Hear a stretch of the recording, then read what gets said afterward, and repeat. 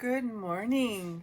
This is Michelle Love with Dynamic Change, and you are listening to KPCA-LP in Petaluma, a free-range radio and TV station. I hope your day is amazing. And this show, Dynamic Change, is every Wednesday at 11 o'clock to 12 o'clock. And what I do is I'm a certified wellness coach, self-defense instructor, fitness trainer, and I have a degree in psychology. I have worked in the wellness field for over 30 years in all kinds of different angles.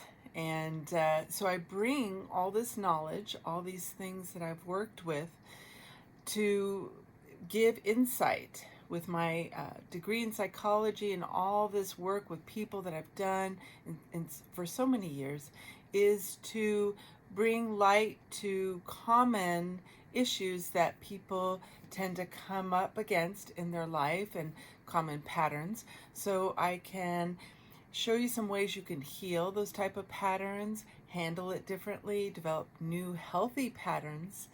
And so that's what this show is about. And you can always go to my website to see more information about me and about the classes and things I provide for the community. My website is dynamicchangewellness.com. You can also email me at dcwellness88@gmail.com. And you can always email me and request things you would like problem solved. And I work a lot with developing healthy boundaries as a self-defense instructor and as a wellness coach. So I really love to help people find solutions to things that have been challenging and difficult. And I upload all my shows to my YouTube channel, Michelle Love with Dynamic Change and Wellness, if you would like to see the other shows. So I hope you're enjoying October. Happy early Halloween, and I hope you're doing something fun. And so today I'm really excited. I decided I want to speak to co-parenting issues when you're not with that partner anymore. There's been a divorce, or the parents do not live together, and the child has to go between the homes. I've worked a lot with children in mental health, and I have been a parent, and I really think this is a powerful topic that often can have a lot of dysfunction that is really challenging for everyone involved, for the parents, for the kid. And so I'd like to speak to, excuse me, some solutions for that particular topic. And especially I want to speak to sometimes one of the parents is using that situation to get back at the other parent. And that's a particularly sad pattern, in my opinion. And it can be really challenging, because the thing is, you just don't want to bring this pain to the kid that's involved in the situation, and it can be a really challenging situation to address in an effective way. So I would really like to speak to that and give some solutions for that and information for that. So when there is, let's just say for an example, a divorce. When there is a divorce and the situation comes up to the custody and you get all of that resolved, what I want to speak to is how to right away deal with as much of the patterns right away. Because the thing is, if you do not deal with the patterns that are dysfunctional, that are involved in the relationship that could affect the child with the co-parenting situation, if they are allowed to fester, they don't go away.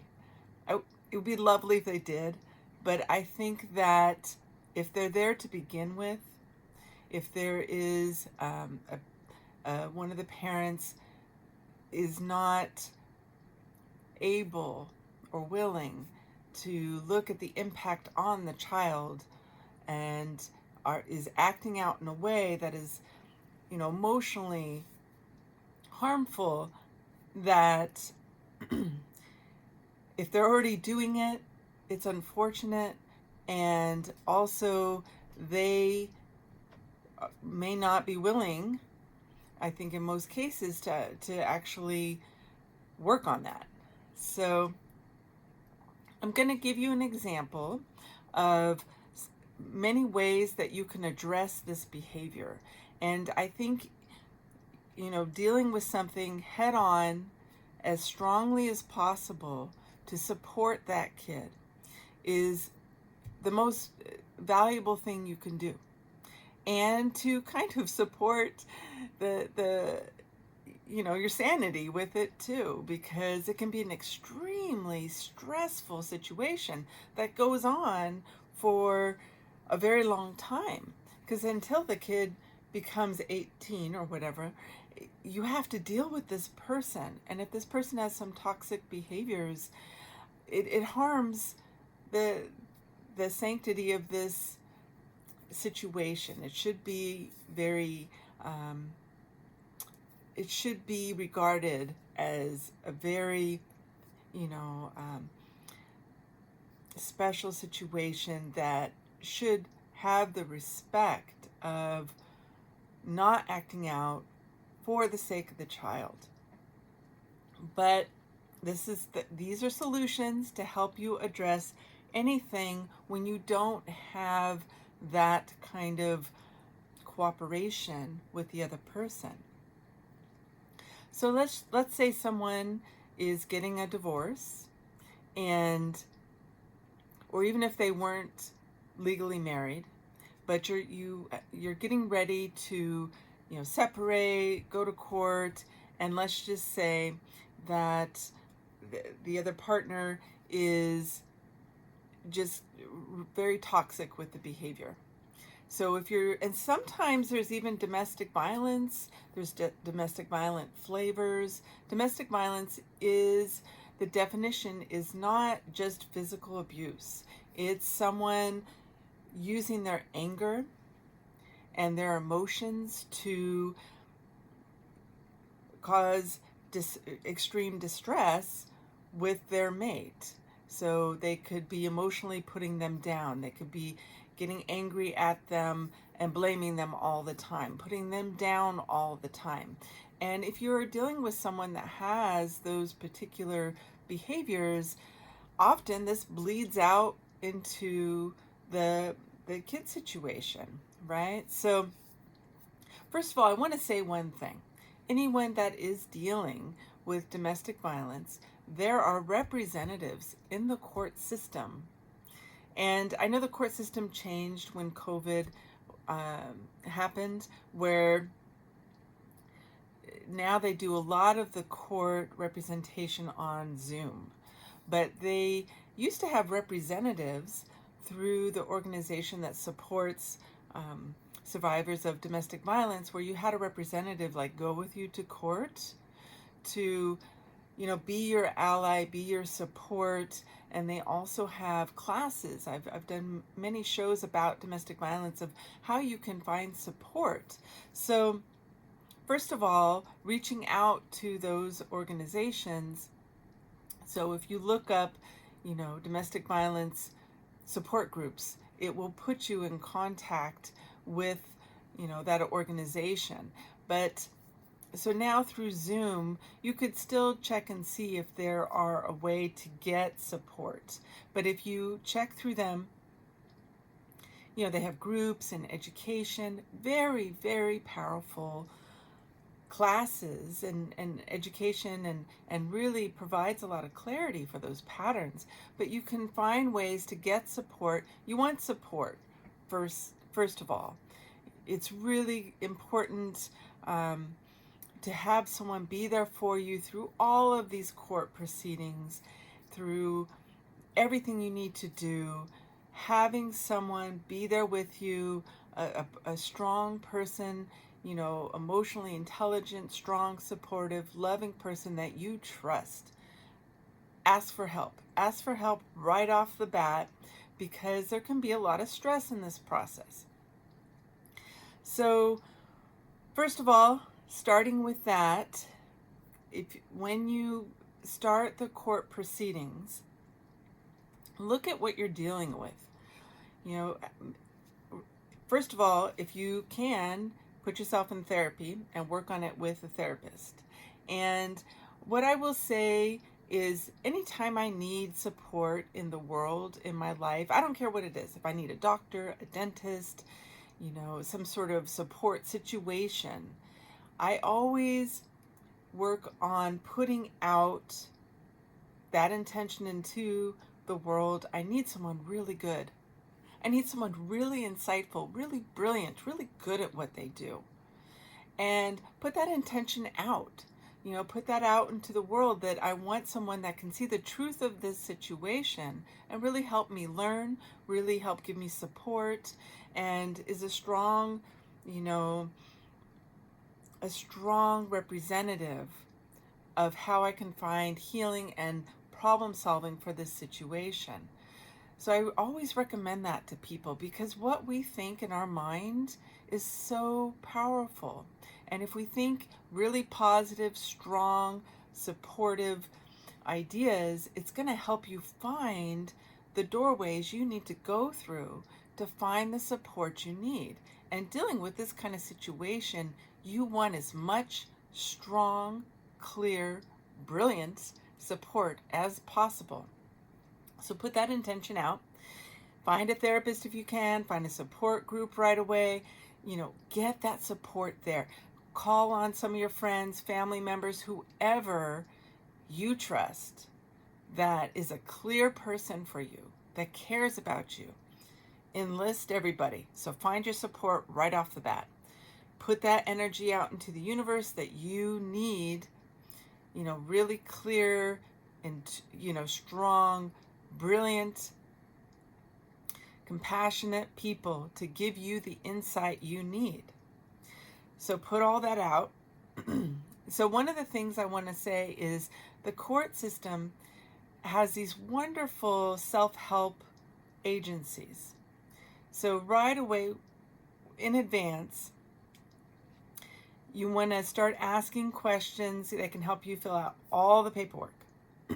And also, sometimes you can qualify if your income's not real high.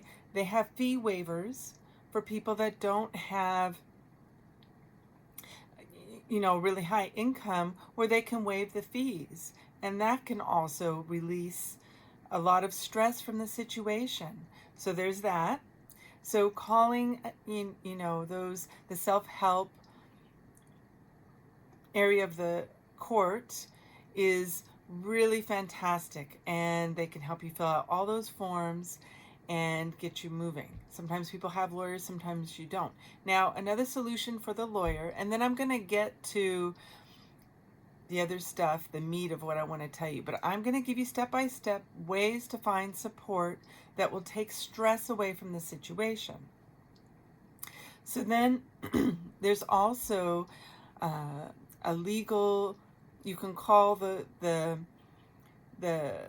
self-help legal aid in the court system, but they can direct you to the Bar Association, where they have attorneys that will do consultations for like $50. And you can speak to them for half an hour and ask them the questions you need. If you are representing yourself, or even if you just need to get your brain wrapped around the situation and need some peace of mind, it is really helpful to, pay just $50, but ahead of that appointment, write down all the things that are really stressing you out around this situation, around the coparenting situation, around going to court for custody, and write it down. Now, what you want to do is write down what you think is really problematic that could affect the co-parenting situation. And you can put that, that there's been domestic violence issues, or they verbally put me down. You can say things like that. There is, I feel I'm being bullied, and they are saying negative things to the child about the parent. So I'm just going to make up a name for you. So let's say, trying to think of a name I haven't used. Let's say Wendy. So Wendy just got a divorce, and their partners, their soon to be ex-husband name is Tom, and this can also be women sometimes do this with the males, but today, I'm just going to use that Wendy was involved in this marriage. The child is 5 years old, and there was flavors of domestic violence. And then let's say it was emotional domestic violence that Wendy was dealing with. So this imaginary person, these two people, I make up these names to give you a scenario that can display what she may need help with this situation. So Wendy is divorcing Tom, and he tends to verbally put her down, to use the co-parenting situation in any way possible to stress Wendy out. It just is not cooperative, will not communicate in any way. And Wendy's really trying to figure out, how can I find some relief from these really toxic dynamics within the relationship that are affecting the co-parenting situation. So she makes a list. She calls the Bar Association for the lawyers to get the referral. She has an appointment set up. And you can get all this information through the court, the self-help number, where they help you prepare paperwork and everything like that. And you can get an appointment pretty fast from what I know. So what you want to do is be prepared ahead of time. And so Wendy writes down everything that has been difficult. And she asks, so one of her questions if she asks for sole custody, because there are some abusive patterns going on that have been affecting the kid. That's one of her questions. Okay. Often, from what I have learned about the court system, it can be helpful if you're dealing with abusive patterns. You want to bring everything to the table right away. Don't hold back on things. Bring everything to that court situation immediately.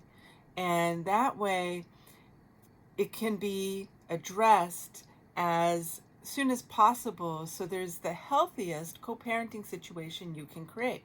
And again, my name is Michelle Love. You are listening to Dynamic Change on KPCALP in Petaluma, and I am talking about co-parenting when there is toxicity from one of the parents, and the parents are no longer together, and the child has to go between the homes.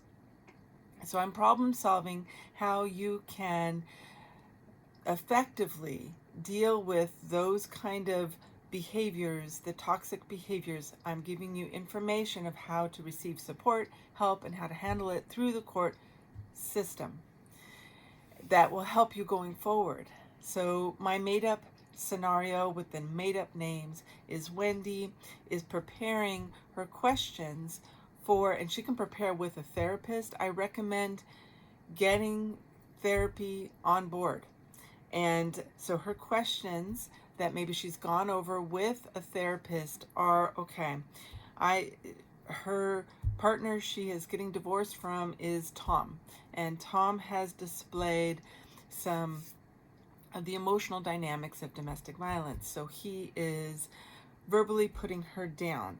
He is refusing to cooperate with the drop-off times of the child, the 5-year-old child.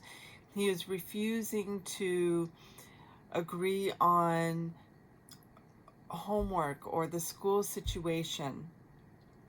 Issues like that are just so important. And so she wants to know her rights. So she writes down a list, talks with her therapist, and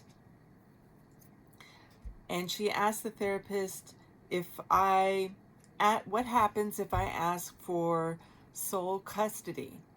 And maybe she gets the input from the attorney. You know, a lot of times judges are looking to find a fair compromise.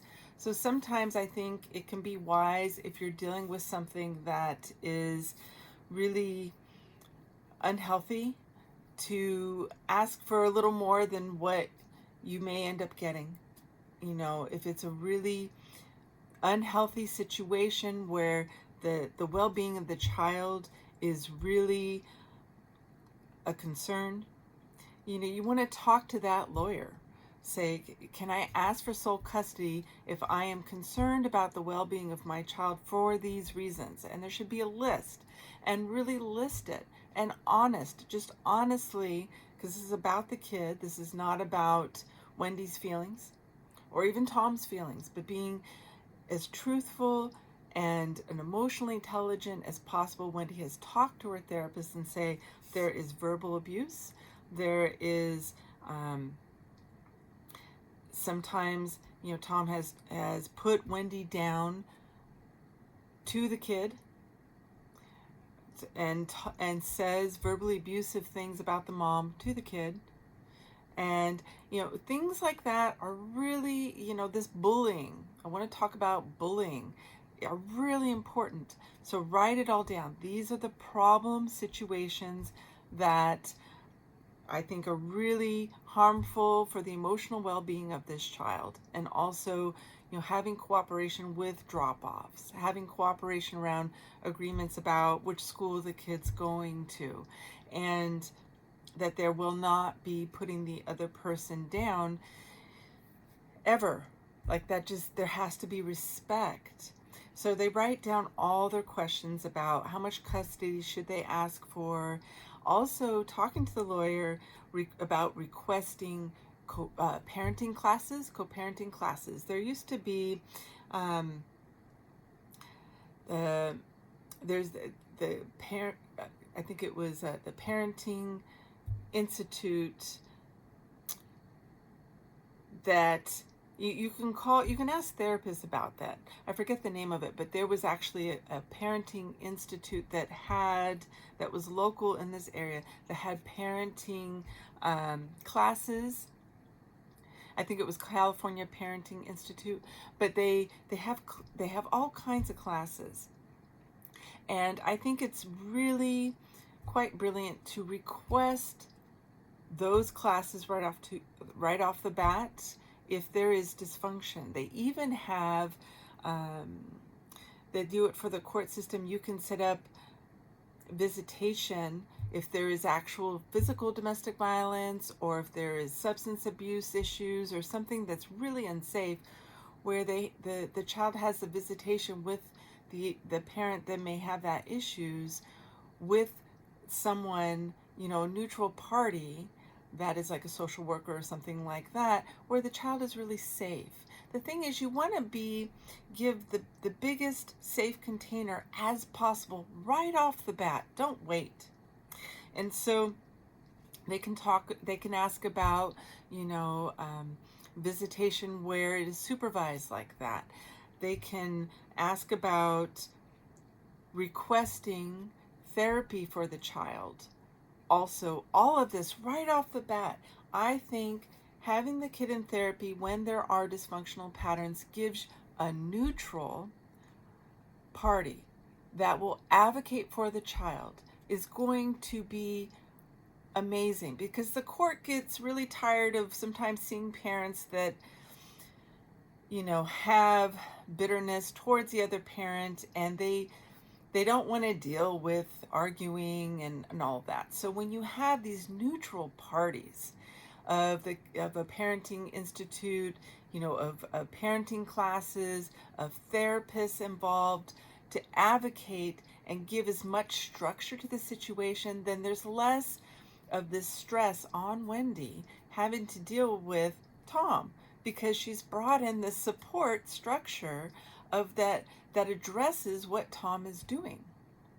which is really helpful.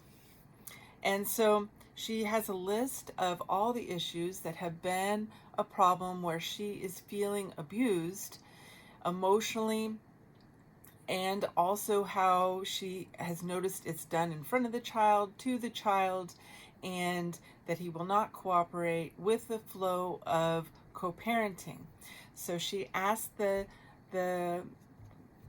lawyer, the attorney that she's getting the consultation from, for half an hour. So she has to have everything prepared. And I recommend talking to the therapist first, or talking to a friend or somebody, get as much feedback and think about, okay, what can we request right off the bat?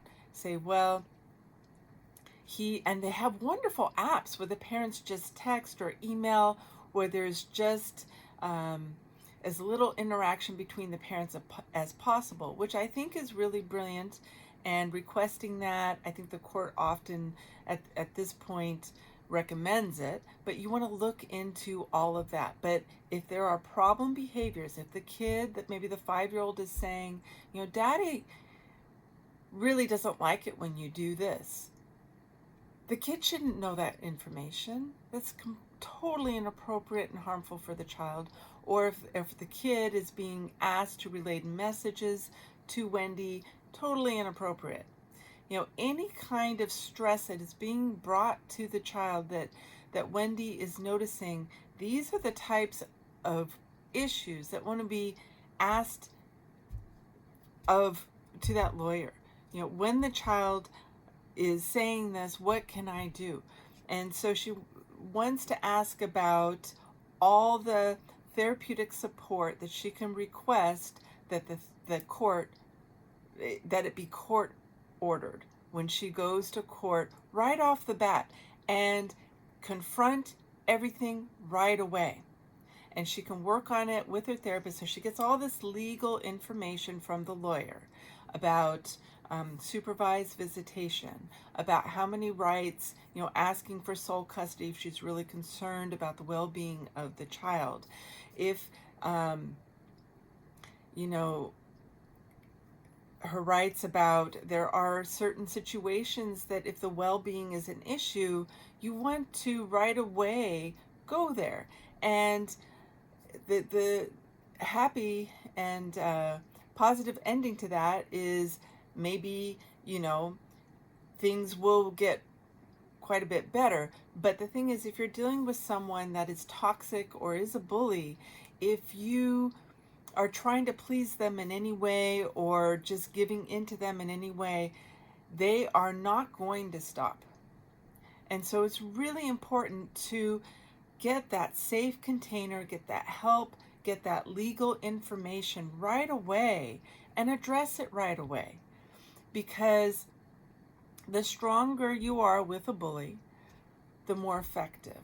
And so you want to know your legal rights of, how, requesting parenting classes. And Wendy can also say, I'm going to do parenting classes because I want to be the best parent I can and the best co-parent that I can. I'm requesting the court order it for her and Tom.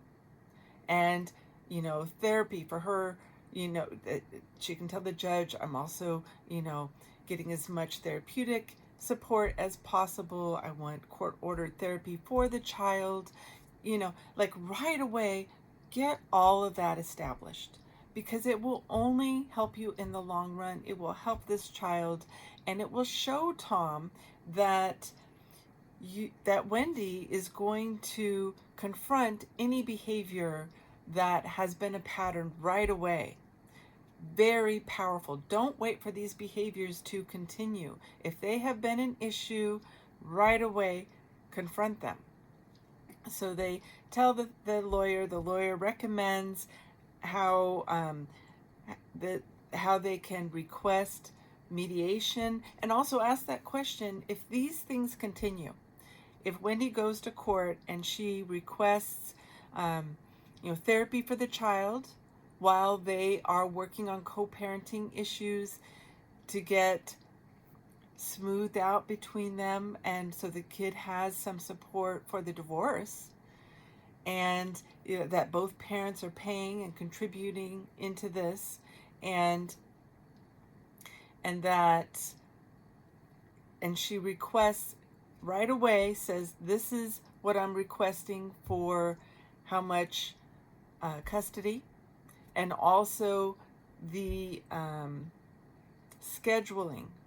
Right away, Wendy, work this out with a therapist. What will seem, fair and like a good exchange between her and her ex-husband Tom? Like right away, Wendy's already thought about, talked with the therapist. Okay, I realized with my work schedule, this is the kind of flow that would work well for me, and maybe comes up with a couple different scenarios of how they can transition the kid between homes where there is consistency, where it provides the most flow for her life, so there's not stress around it. She's already role played with her therapist about talking about the issues she needs to confront in court. Say, there has been verbal abuse from the spouse, and I want to have court-ordered recommendations for the communication due to the verbal abuse and due to the lack of cooperation within the co-parenting situation. I would, and just she's practiced with that therapist around how can she be in her power and look at what boundaries she needs to feel, like she's not being abused, and this co-parenting situation is not being utilized to continue the abuse towards Wendy. And also looking at, what is he saying to the kid that, with that kind of agenda. And so, she's practiced with her therapist. She's thought about what is the easiest transition, what topics have been an issue with Tom that are affecting this co-parenting situation. So there's a lot of practice and support for all of that. She gets her answers from the attorney. She writes it all down. She records it on her phone. And then she talks to the therapist some more, talks to her friends some more. And then maybe she ends up getting her own attorney. Great. But she should be educated in her power about, coming to her own conclusions. And, because the attorney, if you end up having an attorney that is helping you, it's great to have more than one attorney's input sometimes. So that's something else to consider, is sometimes it can be challenging to find an attorney that resonates with you. So you've already educated yourself, you already got some input, or if you're representing yourself, you need to know how to say these things. You can ask that attorney within that half an hour. You have to really pay attention to your time, but really, say, okay, how can I word that in a way? Briefly, can you just tell me a sentence of how to say that? How can I say this? So you pick that attorney's brain and you get that set up.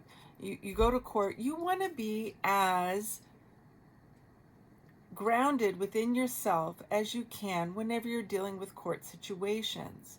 If you look like you're emotionally harboring all these emotions towards the partner, and being upset or attacking them, it's going to be to your detriment within that situation. So you want to be calm, collective. You want to have your support there. Wendy's asked, she decided to do a support group for domestic violence. She asked her friend to be with her. She's talked a lot to her therapist. She's rehearsed what she wants to say. Rehearse it. Get to that place where you feel strong and grounded within yourself, and have practiced it. Practice saying it over and over, because sometimes we are so stressed out in life, and this is a very stressful situation. So Wendy, maybe it's been really debilitating and she's afraid she's going to start crying, or she's just so upset she can't believe some of the things she's had to deal with already with this ex-husband. And she's kind of battered down. If she practices saying it over and over and over, it's going to make her feel strong. This is how you develop, when you do presentations like with speech classes and things like that, you practice it over and over and over. Practicing that dialogue is going to help her feel strong. It's going to help her feel like she's not going to end up crying. Maybe this has really been beyond what she was, able to process, and she's struggling, right? So she needs that practice. And also, if you can, do deep breathing, really ground yourself, if you practice qigong or meditation, something to really help you feel strong within yourself. And imagine putting a barrier up between you and that person to keep that toxicity away from you. You can just imagine, positive energy around you, and you only let positive energy in. And that, what you're dealing with is separate yourself from it. That's their problem. And that you are finding solutions for this. Okay, so Wendy does all these things. She prepares herself. She does the court thing. She asks for, the highest amount of custody that she thinks, is what she's requesting. And because often, from what I understand, you don't know, there's a compromise that the judge often does. So unless there's something really harmful and it's jeopardizing the safety of the child, there's always a compromise. So sometimes if you ask for a little more than what you think you'll get, that's the compromise might be closer to what you're trying to achieve. That is the best for the child.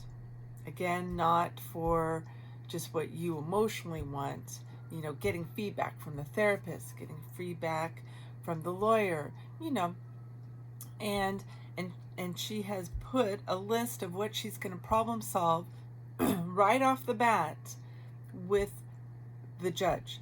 So within her court paperwork, she has addressed, you want to blow it out of the water, expose it, say there has been verbal abuse within the situation. There has been no cooperation, even with texting, even with, as little communication, like in-person communication, they're using the app that allows you to not have to communicate directly with that parent. Say, I am already witnessed, dealt with, this harmful behavior pattern that creates stress within the co-parenting situation. And this stress affects the kid. These things are being said to the kid. I'm being put down to the kid. The kid is being asked to relay messages. The kid knows about Tom's anger. All these things. Bring it to court right away. The first time you go, and say, thank you, thank the judge, thank you for helping me with this. I want to look for solutions for this type of behavior, and ask that judge, what can I do in the future if this stuff comes up? What does the court provide to help, with these kind of things when they go up? Because I do not want this kind of stress within the co-parenting situation. It's harmful for the kid. It's not, bullying's not okay, and this is inappropriate. So right away, she makes that strong public, exclamation of, she is saying she's not going to put up with it. And what can she continue to do? And so she requests, co-parenting classes be court ordered, maybe supervised parenting if it's really an issue, or she's had to request for those emergency kind of orders when the there are certain kind of things you can write up. If there is abuse or drug abuse or something like that, you call that self-help or ask that attorney. There's a special form that protects the kid, where it's kind of like a rushed order, and until it's resolved in the court system, they may not go spend time with the parent that maybe is unstable or has drug issues, or there is domestic violence. Ask for that stuff right away. Right away, find all the support you need, and have your friends, family, therapist, everybody help you. Do not do this all on your own. Get as much support as possible, the strongest amount of support right away. And then you can always ease up later on when things are okay. But if you are already dealing with some toxicity, you have to give it the strongest kind of confrontation right away, because the stress of that toxicity will wear on you, and that is not okay, and that affects the kid. And when you're dealing with someone that is a bully, someone that is very toxic and not emotionally intelligent and is doing these harmful behaviors, they continue. And so you want to right away get the support you need and address it right away. So they bring it to the judge and they say, these are the things I'm asking support from, support from the court to address, and this is the information that Wendy got. Court ordered coparenting therapy for the child. Both parents have to pay for. And the court usually makes the parents, pay for their own, co-parenting classes, and say, what would you recommend that if this behavior is not stopped immediately. And Wendy has practiced really saying it in her, being in her power. She's talked to her therapist, say, what steps can I take to address it through the court system? And they'll bring up mediation and say, okay, and what is the process for mediation? And ask also when she got the consultation with the attorney, how do I continue to address this in the strongest way possible to nip it in the butt, right? To get it to stop. And so you do all of that, and let's say the court orders all these things, and then, tell the therapist that's working with the child, please let me know if there's anything that, that Wendy can even work on with her co-parenting, like anything that comes up with the kid and the therapy. This is the kind of stuff Wendy wants to know. And you can also, they have therapists, there's certain therapists that will write recommendations for the court.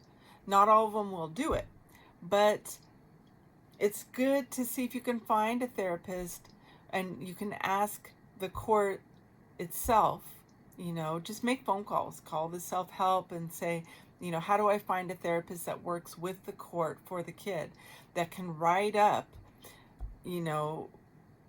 give input of what needs to be handled to advocate for that kid. You want that paper trail, because these are neutral parties. The supervised visits with the social worker, the Parenting Institute classes. Sometimes you can request co-parenting therapy and do it through a Zoom, and say, I want a court-ordered, representative of the court that does co-parenting therapy, that will write recommendations. I mean, just be as strong as you can to get these advocates, so it's cleaner, so there's not this emotional stress. Everything is dealt with this third party, and it takes all of this stress, all this angst, away. And it blows it out of the water where you're exposing the behaviors. You have all these other people are your witnesses. So it's not this thing that like Wendy has to try to problem solve on her own. She's looked for the people that are the professionals that can look for what needs to be resolved and deal with it so this toxicity is dealt with, so this is a healthier environment for this child, because going between the homes is not an easy parenting dynamic, especially when there is some toxicity dynamics going on, and it's really harmful to the kid, and it's not okay. So getting as much support as possible. So you want to get all the information about as many things you can request as possible right off the bat, and make it very public in front of, so Wendy's saying this in front of Tom, even if they're doing it through Zoom for the court system, and if there are any other behaviors that come up, or if this behavior does not stop immediately. And she wants to think about how she's saying it. She's saying like, I know that this is going to stop because both of us love this 5-year-old and we want the healthiest environment for this kid. I mean, she's just going to say it like it's going to happen. I know that, the other parent loves this child, and that we can both work towards having a healthy environment for this kid. And because I will not tolerate unhealthy dynamics, that's why I'm requesting this help from all these neutral parties. And if I need to address anything in the future, what does the court recommend? Do I just request mediation? And there's also mediators that work outside the court system that you can pay that might be more affordable. But just Wendy wants to be in her power as much as possible to make it very clear to Tom that not only is she exposing all the behavior right off the bat, even if the judge, doesn't okay everything she's saying, she has made this strong, powerful confrontation of the things that need to be healed and stopped. So that powerful dynamic is out there, and to stop bullying, when you do that, it's just the most effective thing you can do. So then, again, my name is Michelle Love. You are listening to Dynamic Change on KPCALP in Petaluma today. And what I am talking about is co-parenting situations between two divorced parents, and how to work out the toxicity that sometimes comes up, unfortunately, but how you can resolve it and not have it continue for the child. So we have the healthiest, happiest situation for that child, and the least amount of stress for the co-parenting situation. So from there, moving forward, if Wendy sees any behaviors from Tom, the parent that tends to act out, I recommend that Wendy address it right away. Don't ever let anything slide. And to role play, practice with her therapist. So the second he becomes toxic, say, I will talk to you later. You need to say that in a respectful way. And I will talk to you then. Right away, Wendy is upholding her boundaries. So stop the communication, stop the situation. I need to leave right now. This needs to be handled respectfully. Do not say that in front of the kid. Otherwise, we will do mediation again. Anytime there's any kind of negativity that is being brought up, deal with it right away. Do not hold back. Leave the situation. Hang up. Say, I will talk to you later when you are respectful. hang up, or even through text, everything, document everything. You can, they have an app now that actually records everything, so it's proof for the court. And anytime there's disrespect, anything that's being brought to the child that's unhealthy, document it, bring it to court, or tell that bully right away. Wendy can tell him right away, this is documented in the app. I will not allow any of this kind of disrespect. You'll be respectful to me and treat this co-parenting situation respectfully, or we're going back to mediation. Don't let anything slide. Right away, confront it. Confront it, confront it, confront it. Be powerful. Because when you do this, you are conquering the negativity that hurts the child. This is so harmful. So don't let anything slide. Constant, and be willing to put the money out, or even if it's stressful, it doesn't matter. Continue to show that strong, I will not allow any disrespect and negativity and toxicity towards the co-parenting situation at all, or to be directed through the child at all. Don't let anything slide. If they're talking about something to the child to kind of put down the mom, let's say that Wendy's very spiritual, and Tom is always putting down spirituality to kind of find a way to get back at the mom. Some of the ways you can deal with this is, you could tell the kid's therapist and just say, I just want to bring this to you now, and just say, so sometimes you can ask for help that way. But Wendy could talk to the 5-year-old not about what Tom is doing, but maybe say, you know what, sometimes people have different viewpoints about spirituality and religion, and this has to be really neutral. Wendy can't have any feelings here. It has to be very neutral, and just say, I thought it would be good for us to kind of maybe just research spirituality and kind of religion. So it's this broad way of approaching that situation and allowing the kid to have input that is not about addressing what Tom is doing, but it's a way to address that toxic attitude and kind of disperse it and say, here's some information around spirituality, around religion. And so, everyone makes their own decision.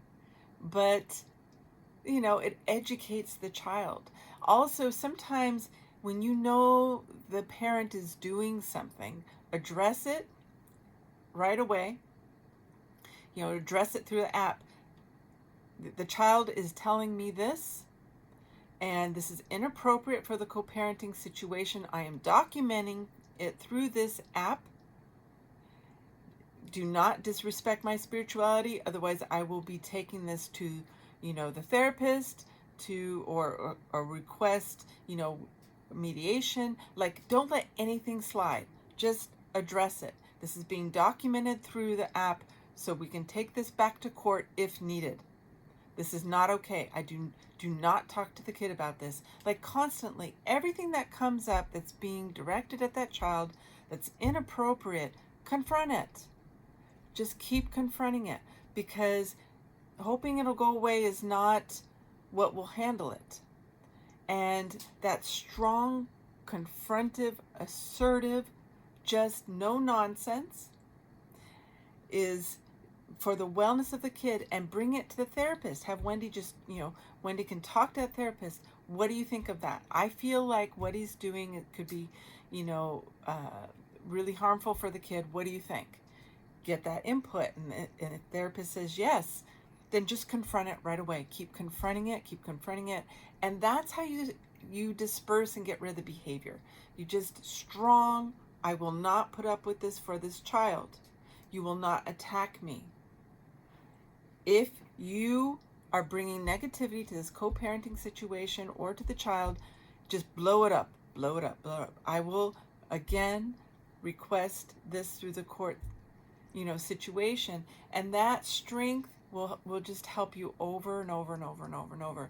It's really, really profound to have that. Another thing is when you know there's some sort of kind of brainwashing going on in um, the other home situation with the other parent. Sometimes those dynamics will be reflected with their peer group. And I think that's a really powerful time for you to indirectly talk about what you know the kid's processing, but you don't have a way to really approach it in that moment. But you can